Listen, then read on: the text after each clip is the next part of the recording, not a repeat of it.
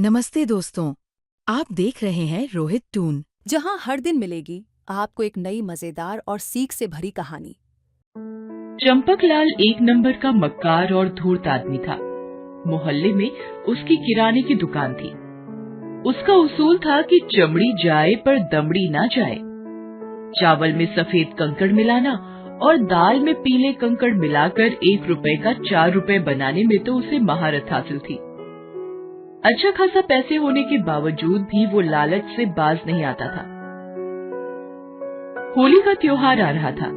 इस त्योहार पर भी उसने ज्यादा पैसे कमाने की एक जबरदस्त योजना बनाई थी। उसी मोहल्ले में 4 दोस्त बिट्टू, पिंकी, राजू और गणेश रहते थे। उनकी चौकड़ी मोहल्ले भर में प्रसिद्ध थी। चारों एक ही स्कूल में पढ़ते थे और पढ़ाई हो या खेलकूद सारा काम साथ ही करते थे। एक दिन जब चारों दोस्त खेलने के लिए जमा हुए, बिट्टू, अगले हफ्ते होली है। हमें अब होली जलाने के लिए मोहल्ले वालों से चंदा जमा करना शुरू कर देना चाहिए। हाँ यार, अब ज्यादा दिन नहीं बचे हैं। ठीक है, कल स्कूल खत्म होने के बाद ये काम शुरू कर देते हैं। सबसे चंदा इकट्ठा करने में 1 हफ्ते का समय तो लग ही जाएगा। सब लोग तो चंदा दे ही देते हैं, मगर इस चंपकलाल से पैसे कैसे निकाले जाएं? याद है ना कि पिछली बार क्या हुआ था? हाँ यार, उन्होंने हमें कितना दौड़ाया था। कभी घर तो कभी दुकान पर। हमारी चप्पलें घिस गई थी, मगर उस कंजूस का दिल नहीं पिघला। इतना कमाता है मगर चंदा मांगो तो 10 तरह के बहाने बनाने लगता है। एक तो मिलावट करता है और ऊपर से 1 रुपए का सामान 4 रुपए में बेचता है। पिछले साल मेरे मामा जी आए थे। उनकी तबीयत खराब थी। माँ ने जब उन्हें खाना खिलाया तो उनकी तबीयत और भी खराब हो गई थी। खाने का सारा सामान माँ ने इस मिलावटी की दुकान से ही खरीदा था। हाँ, मेरे पापा ने भी पिछले साल जब इसकी दुकान का चावल खाया था तब उनका आगे का दांत टूट गया था। तब से बेचारे टूटा हुआ दांत लेकर घूमते हैं। बेचारे किसी के सामने खुलकर हंस भी नहीं सकते अपने दांत की वजह से। इस बार चाहे कुछ भी हो जाए, मैं इस कंजूस की जेब ढीली करवा के ही रहूंगा। ये कैसा रंग लाए हो चंपकलाल? मैंने कल अपने एक रिश्तेदार को लगाया तो उस बेचारे का चेहरा ही छिल गया। मुझे गालियां देता हुआ गया है वो। अरे, मेरा रंग एकदम ठीक है। तुम्हारे घर का पानी ही खराब होगा। हाँ। और जो मैं कल आपसे गुब्बारे लेकर गया था, उसमें आधे से ज्यादा गुब्बारे पहले से फटे हुए थे। पैसे तो पूरे लेते हो, सामान तो ढंग का दिया करो। अरे तो क्या ये गुब्बारे और रंग मैं अपने घर में बनाता हूँ? लेना हो तो लो, नहीं तो कहीं और चले जाओ। जानते हो ना कि यहाँ आस पास में कोई दुकान नहीं है, इसलिए धौंस जमाते हो। हाँ। अरे जाओ जाओ, धंधे का टाइम पर दिमाग मत चाटो तुम। जाओ। दोनों ग्राहक चंपकलाल को कोसते हुए वहाँ से चले जाते हैं। चंपकलाल अपनी चतुराई पर मुस्कुराने लगता है। कैसा बेवकूफ बनाया दोनों को। पिछले साल का बचा हुआ खराब माल भी चेप दिया है और पैसे भी ऐंठ लिए। अब साल भर में तो एक बार आता है होली का त्योहार है। इस पर भी अगर आदमी कमाए नहीं तो कैसे चलेगा? अभी तो नए माल में भी मिलावट करनी है। अभी वो ये सब सोच ही रहा था कि वहाँ बिट्टू और उसके दोस्त आ जाते हैं। उन्हें देखकर चंपकलाल घबरा जाता है।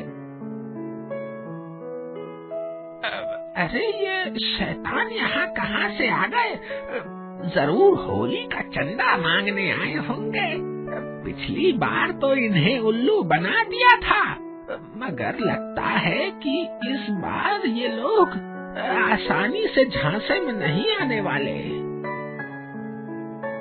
तब तक बिट्टू और उसके दोस्त वहां पहुंच जाते हैं। नमस्ते अंकल। नमस्ते नमस्ते। बोलो क्या बात है?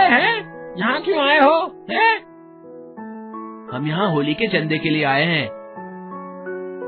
ऐसा क्या विशेष करते हो होली पर जो हर साल चंदा मांगने चले आते हो?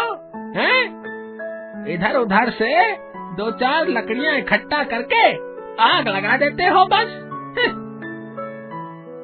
और अंकल, होलिका दहन देखने के लिए आए लोगों को गुजिया भी तो खिलाते हैं। अब इसके लिए तो पैसे लगेंगे ही ना अंकल।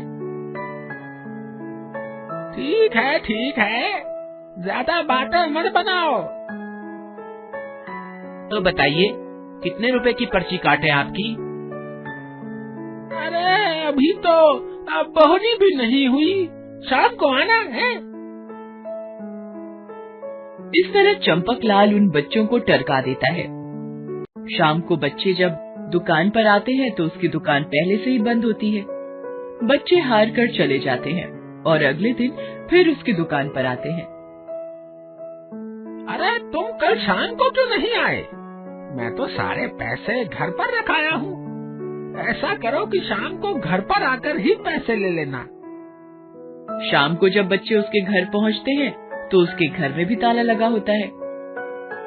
लगता है इस साल भी हमें खाली हाथ ही यहाँ से जाना होगा। इस कंजूस से पैसे निकलवाना हमारे बस की बात नहीं है। सभी निराश होकर वहाँ से जाने लगते हैं। तभी बिट्टू की नजर घर की खिड़की पर पड़ती है। बंद खिड़की की दरारों से हल्की हल्की रोशनी आ रही थी। रुको दोस्तों, ये कंजूस बत्ती जलती हुई छोड़कर तो कहीं जाने से रहा। जरूर दाल में कुछ काला है। बिट्टू की बात एकदम सही थी। चंपकलाल ने अपने नौकर से कहकर बाहर दरवाजे पर ताला लगवा दिया था। अंदर बैठकर खुद मिलावट का बाजार सजा रहा था। बच्चों ने जब झांक कर देखा तो उनकी समझ में सब आ गया। चंपकलाल के सामने होली का सामान पड़ा था और वो उसमें मिलावट कर रहा था। छी, ये आदमी कितना लालची है। इसे जरा भी अंदाजा नहीं है कि इसका ये मिलावटी सामान लोगों पर कितना बुरा असर करेगा। लेकिन हम बच्चे कर भी क्या सकते हैं? क्यों ना हम मास्टर जी से मिले, वो कोई ना कोई उपाय बता सकते हैं। मास्टर घनश्याम दास उनके स्कूल के टीचर थे और उसी मोहल्ले में रहते थे। बच्चे उनके पास जाते हैं और उनसे सारी बात बताते हैं। सच में यह आदमी तो बहुत लालची है। एक उपाय है इसे सबक सिखाने का। ध्यान से सुनो। मास्टर जी अपनी योजना बनाने लगते हैं और सारे बच्चे ध्यान से उन्हें सुनने लगते हैं। होली में सिर्फ 2 दिन बाकी रह गए थे। चंपकलाल ने मिलावट करके सारा सामान अपनी दुकान पर सजा लिया था और ग्राहकों का इंतजार कर रहा था, मगर सुबह से कोई ग्राहक नहीं आया था। कमाल है, पिछले साल तो इस समय दुकान पर ग्राहकों की भीड़ लगी हुई थी और इस बार तो कोई आया ही नहीं। कहीं और से तो सामान नहीं ले लिया इन लोगों ने। ये सोचकर चंपकलाल पता लगाने के लिए दुकान से निकलकर मोहल्ले में गया। मोहल्ले के बीचों बीच जाकर उसने देखा कि बिट्टू और उसके दोस्तों ने स्टॉल लगाकर रखा है, जिस पर होली का सारा सामान बिक रहा था। सारे लोग वहीं से रंग, अबीर और गुलाल खरीद रहे थे। अरे ये आप लोग क्या कर रहे हैं? हर बार तो मुझसे सारा सामान लेते थे और इस बार आप इन बच्चों के बहकावे में आ गए।